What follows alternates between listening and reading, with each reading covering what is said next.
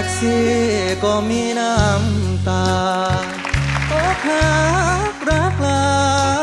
น้ำตาเปื้อนพวงมาลัยของขวัญวันจากก็คือรอยซากอุ่นไอและรูปน้อยของเธอครึ่งใบซุกไว้ในกระเป๋าสตางค์เธอทิ้งโชเฟอร์มิเตอร์ให้ตรงพิษรักฝังจม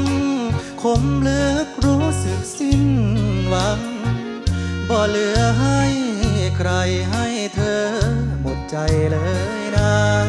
เพิ่งจะรู้ว่าอายผิดทางสิ้นทุกอย่างที่อายหวังใจขับร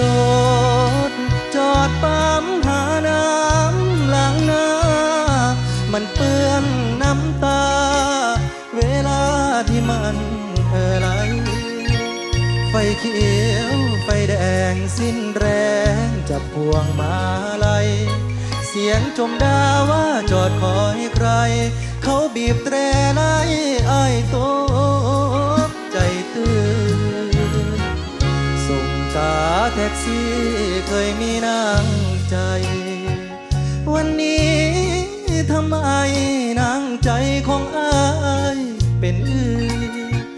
กลับห้องมองเศร้าควงกา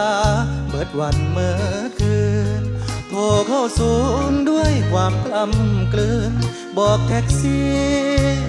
คนนี้แฟนพี่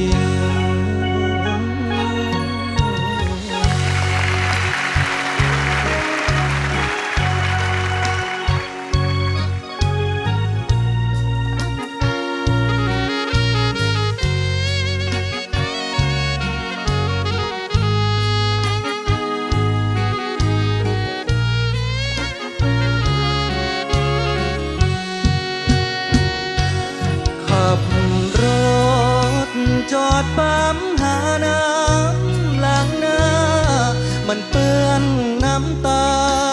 เวลาที่มันไหลไฟเขียวไฟแดงสิ้นแรงจับพวงมาลัยเสียงชมดาว่าจอดคอยใครเขาบีบแตรไล่อ้ายตกใจตื่นส่งกาแท็กซี่เคยมีน้ำใจวันนี้ทำไม